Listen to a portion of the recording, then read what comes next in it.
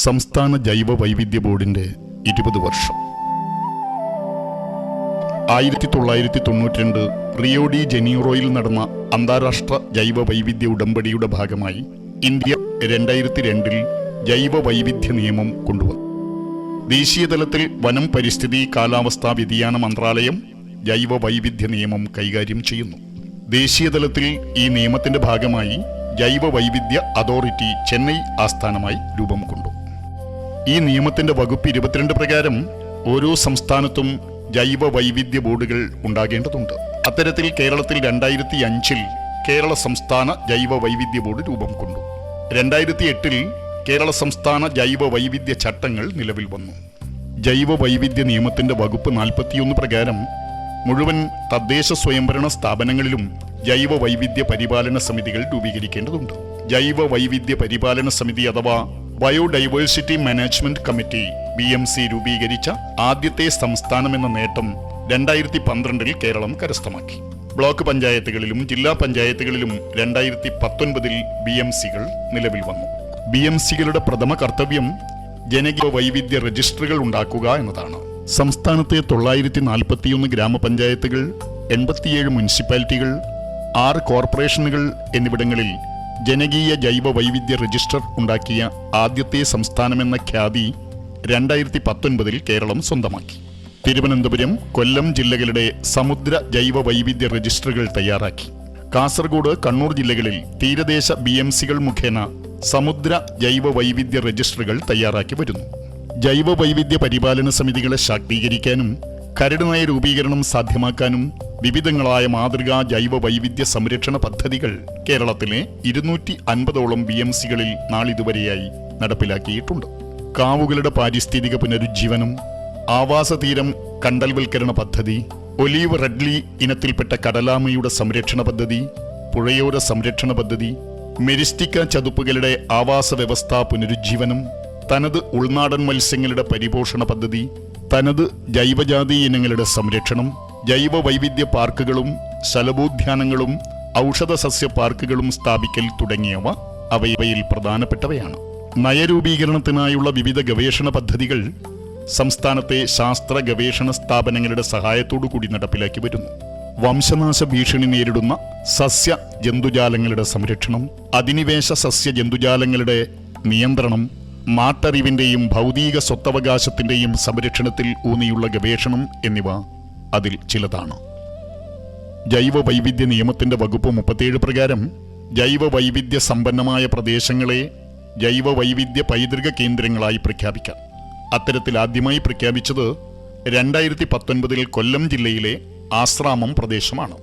തൃശൂർ ജില്ലയിലെ കലശമല പ്രദേശം, കാസർഗോഡ് ജില്ലയിലെ ഇടയിലക്കാട് കാവ് എന്നീ പ്രദേശങ്ങൾ പഠനശേഷം പ്രഖ്യാപനത്തിന്റെ പാതയിലാണ്.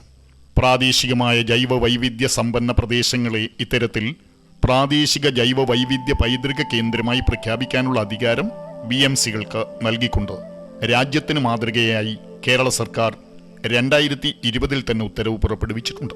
2018 തിരുവനന്തപുരം വള്ളക്കടവിൽ ഇന്ത്യയിലെ ആദ്യത്തെ ജൈവ വൈവിധ്യ മ്യൂസിയം സ്ഥാപിച്ചു. ജൈവ വൈവിധ്യത്തെക്കുറിച്ചുള്ള 3D theatre, science on sphere, കേരളത്തിന്റെ വിവിധ പരിസ്ഥിതി വ്യവസ്ഥകൾ, വംശനാശ ഭീഷണി നേരിടുന്ന ജീവജാലങ്ങളുടെയും പരമ്പരാഗത അറിവുകളുടെയും ഗാലറി തുടങ്ങിയവ ജൈവ വൈവിധ്യ മ്യൂസിയത്തിന്റെ മുഖ്യ ആകർഷകങ്ങളാണ്. 2018 പ്രളയത്തെ തുടർന്നുണ്ടായ ജൈവ വൈവിധ്യ ശോഷണത്തെപ്പറ്റി സമഗ്ര പഠനം നടത്തി സർക്കാരിന് റിപ്പോർട്ട് സമർപ്പിച്ചു. വംശനാശ ഭീഷണി നേരിടുന്ന സസ്യ ജന്തുജാലങ്ങളുടെ കണ്ടെത്തലും സംരക്ഷണവും ജൈവ വൈവിധ്യ ബോർഡിന്റെ അജണ്ടയിൽ പെടുന്നതാണ്. നിയമത്തിന്റെ വകുപ്പ് 38 പ്രകാരം അത്തരത്തിൽ 26 സസ്യജാതികളെയും 13 ജന്തുജാതികളെയും നോട്ടിഫൈ ചെയ്തു പ്രഖ്യാപിച്ചിട്ടുണ്ട്. കേരളത്തിൽ അപൂർവവും വംശനാശ ഭീഷണി നേരിടുന്നതുമായ ജീവജാലങ്ങളെ തിരിച്ചറിയുന്നതിനും സംരക്ഷിക്കുന്നതിനുമായി JNTBGRI, zoological survey of India എന്നീ സ്ഥാപനങ്ങളുടെ സഹകരണത്തോടെ വംശനാശ ഭീഷണി നേരിടുന്ന പുഷ്പിത സസ്യങ്ങളുടെയും ജന്തുജാലങ്ങളുടെയും പട്ടിക തയ്യാറാക്കി. 2020-21 കാലയളവിൽ റീബിൽഡ് കേരള ഇനീഷ്യേറ്റീവിന്റെ ഭാഗമായി പമ്പാ തീരത്തുള്ള 14 തദ്ദേശ സ്വയംഭരണ സ്ഥാപനങ്ങളുടെ സഹകരണത്തോടെ പമ്പ നദീതീര സംരക്ഷണ പദ്ധതി ഏറ്റെടുത്ത് നടപ്പിലാക്കി. പ്രസ്തുത പദ്ധതിയുടെ ഭാഗമായി 2.5 ലക്ഷത്തിൽ പരം പുഴയോര സസ്യങ്ങളുടെ തൈകൾ പമ്പയുടെ തീരത്ത് വെച്ച് പിടിപ്പിച്ചു. കാർഷിക ജനിതക വൈവിധ്യങ്ങളായ തനത് കാർഷിക വിളകളുടെയും കന്നുകാലി ഇനങ്ങളുടെയും സംരക്ഷണം, കാലാവസ്ഥാ വ്യതിയാനത്തെ അതിജീവിക്കാനും ഭക്ഷ്യസുരക്ഷയും പോഷകാഹാര സുരക്ഷയും ഉറപ്പാക്കാനും പ്രാഥമിക ഘട്ടത്തിൽ സംസ്ഥാനത്തെ 8 ജില്ലകളിൽ 800 സംരക്ഷിത കർഷകരെയും 120 ഫാം സ്കൂളുകളെയും തനത് വിത്തിനങ്ങളുടെ സംരക്ഷണത്തിനു വേണ്ടി ബോർഡിന്റെ നേതൃത്വത്തിൽ ശാക്തീകരിച്ചു.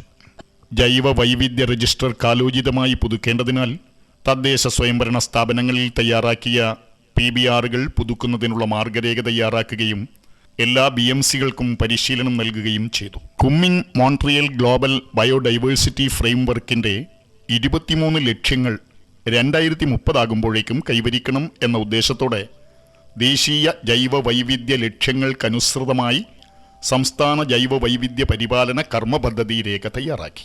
ദേശീയ തലത്തിലെയും സംസ്ഥാന തലത്തിലെയും ജൈവ വൈവിധ്യ ആസൂത്രണ കർമ്മ പദ്ധതിക്കനുസൃതമായി PBRനെ ആസ്പദമാക്കിക്കൊണ്ട് പ്രാദേശിക തലത്തിൽ BMCകൾ മുഖേന ജൈവ വൈവിധ്യ പരിപാലന കർമ്മ പദ്ധതി തയ്യാറാക്കുന്നതിനുള്ള പ്രവർത്തനങ്ങൾ 2022 ആരംഭിച്ചു. LBSAP തയ്യാറാക്കുന്നതിന് 100-ൽ പരം BMCകൾക്ക് സാമ്പത്തിക സാങ്കേതിക സഹായം ബോർഡ് നൽകുകയും 25 BMCകളിൽ പദ്ധതി പൂർത്തീകരിക്കുകയും ചെയ്തു. ഇത് മുഴുവൻ തദ്ദേശ സ്വയംഭരണ സ്ഥാപനങ്ങളിലും തയ്യാറാക്കി ഓരോ വർഷത്തെയും കർമ്മ പദ്ധതിയിൽ ഉൾപ്പെടുത്തി നടപ്പിലാക്കേണ്ടിയിരിക്കുന്നു. 2022-24 കാലയളവിൽ അപൂർവവും തനതായിട്ടുള്ളതും വംശനാശ ഭീഷണി നേരിടുന്നതുമായ സസ്യ ഇനങ്ങളുടെ സംരക്ഷണത്തിനായി 20 ഗവേഷണ സ്ഥാപനങ്ങളുമായി സഹകരിച്ച് എക്സിറ്റു ബയോ കൺസർവേറ്ററികൾ സ്ഥാപിച്ചു. Kerala university of fisheries and ocean studies, Kerala സർവകലാശാലയിലെ അക്വാറ്റിക് ബയോളജി വിഭാഗം എന്നിവരുമായി സഹകരിച്ച് കേരളത്തിലെ തനത് ഉൾനാടൻ മത്സ്യങ്ങളുടെ പ്രജനന പ്രോട്ടോകോൾ തയ്യാറാക്കി. വംശനാശ ഭീഷണി നേരിടുന്ന 10 തനത് ഉൾനാടൻ മത്സ്യ ഇനങ്ങളുടെ പ്രജനന സംരക്ഷണ പ്രവർത്തനങ്ങൾ ശാസ്ത്രീയമായി നടപ്പിലാക്കി വരുന്നു. ജൈവ വൈവിധ്യ സംരക്ഷണത്തിന്റെയും സുസ്ഥിരോപയോഗത്തിന്റെയും പ്രാധാന്യത്തെക്കുറിച്ച് കുട്ടികളിൽ അവബോധമുണ്ടാക്കുന്നതിനും പ്രസ്തുത പ്രവർത്തനങ്ങളിൽ അവരെ പങ്കാളികളാക്കുന്നതിനുമായി സംസ്ഥാനത്തെ 2100 വിദ്യാഭ്യാസ സ്ഥാപനങ്ങളിൽ ബയോഡൈവേഴ്സിറ്റി ക്ലബ്ബുകൾ രൂപീകരിച്ചു. എല്ലാ വർഷവും വിദ്യാർത്ഥികൾക്കായി ജില്ലാതലത്തിലും സംസ്ഥാന തലത്തിലും സ്റ്റുഡന്റ് ബയോഡൈവേഴ്സിറ്റി കോൺഗ്രസ് സംഘടിപ്പിച്ചു വരുന്നു. ജൈവ വൈവിധ്യ സംരക്ഷണത്തിന്റെ വിവിധ തലങ്ങളിൽ സ്തുത്യർഹമായിട്ടുള്ളതും മാതൃകാപരവുമായിട്ടുള്ള പ്രവർത്തനം കാഴ്ചവെച്ചിട്ടുള്ള BMCകൾ, സ്ഥാപനങ്ങൾ, വിദ്യാലയങ്ങൾ, മാധ്യമങ്ങൾ, വ്യക്തികൾ എന്നിവർക്കായി സംസ്ഥാന ജൈവ വൈവിധ്യ സംരക്ഷണ പുരസ്കാരം എല്ലാ വർഷവും നൽകി വരുന്നു. Every child A scientist and artist, she bio PhD scholarship തുടങ്ങിയവ ജൈവ വൈവിധ്യ സംരക്ഷണ രംഗത്തെ സമൂല മാറ്റത്തിനുതകുന്ന പദ്ധതികളാണ്. ജൈവ വൈവിധ്യ സംരക്ഷണ രംഗത്ത് നൂതനാശയങ്ങൾ രൂപപ്പെടുത്തുന്നതിനായി യുവാക്കളെ പങ്കെടുപ്പിച്ചുകൊണ്ട് യൂത്ത് ഐഡിയേഷൻ ചാലഞ്ച് എന്ന പരിപാടി സംഘടിപ്പിക്കുകയും മികച്ച ആശയങ്ങൾക്ക് പുരസ്കാരങ്ങൾ നൽകുകയും ചെയ്യുന്നു. സ്റ്റാറ്റ്യൂട്ടറി അഡ്വക്കസി ബോഡി എന്നുള്ള നിലയിൽ അധിനിവേശ സസ്യ ജന്തുജാലങ്ങളുടെ നിയന്ത്രണത്തിനു വേണ്ടിയുള്ള കരട് നയരേഖ സർക്കാരിന് സമർപ്പിച്ചു. വംശനാശ ഭീഷണി നേരിടുന്ന സസ്യ ജന്തുജാലങ്ങളുടെ സംരക്ഷണത്തിനു വേണ്ടിയും കാർഷിക ജനിതക വൈവിധ്യത്തിന്റെ സംരക്ഷണത്തിനു വേണ്ടിയുമുള്ള നയരേഖ തയ്യാറാക്കാനുള്ള പ്രവർത്തനത്തിലാണ് ജൈവ വൈവിധ്യ ബോർഡ്.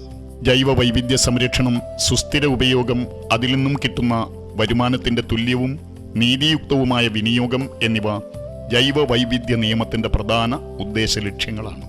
വന്യമായി ശേഖരിക്കുന്ന അസംഖ്യം ഔഷധ സസ്യങ്ങളുടെയും വൃക്ഷങ്ങളുടെയും സമുദ്ര ജൈവ വൈവിധ്യങ്ങളുടെയും വ്യാവസായികമായ ഉപയോഗത്തിലൂടെയുള്ള ശോഷണം തടയുന്നതിനും സുസ്ഥിര ഉപയോഗം ഉറപ്പാക്കുന്നതിനും access and benefit sharing guide lines ഈ നിയമത്തിന്റെ ഭാഗമായി കേന്ദ്ര സർക്കാർ 2025 പുറപ്പെടുവിച്ചിട്ടുണ്ട്. പശ്ചിമഘട്ടത്തിന്റെ മടിത്തട്ടിലുള്ള കേരളത്തിന് ഇത്തരത്തിൽ വലിയ വരുമാന സാഹചര്യമുണ്ട്. അത് ഫലപ്രദമായി ഉപയോഗിക്കാനുള്ള തീവ്ര ശ്രമത്തിലാണ് സംസ്ഥാന ജൈവ വൈവിധ്യ ബോർഡ്. സസ്യജന്തുജാലങ്ങളുടെയും അതോടനുബന്ധിച്ച് അസംഖ്യം നാട്ടറിവുകളുടെയും സംരക്ഷണത്തിനു വേണ്ടിയും ഇവ അധിവസിക്കുന്ന ആവാസ വ്യവസ്ഥകളുടെ സംരക്ഷണത്തിനു വേണ്ടിയും സുസ്ഥിര വികസനത്തിന്റെ ലക്ഷ്യങ്ങൾ കൈവരിക്കുന്നതിനു വേണ്ടിയുമുള്ള പ്രവർത്തനത്തിന്റെ ഭാഗമാവേണ്ടത് അത്യാവശ്യമാണ്. കാലാവസ്ഥാ വ്യതിയാനത്തെ അതിജീവിക്കാനും ഭക്ഷ്യസുരക്ഷയും പോഷകാഹാര സുരക്ഷയും ഉറപ്പാക്കാനും സുസ്ഥിര വികസനം ലക്ഷ്യമാക്കാനും ജൈവ വൈവിധ്യ സംരക്ഷണം അത്യന്താപേക്ഷിതം. മേൽ ലക്ഷ്യസാക്ഷാത്കാരത്തിനായി ജൈവ വൈവിധ്യ ബോർഡ് പ്രതിജ്ഞാബദ്ധമാണ്.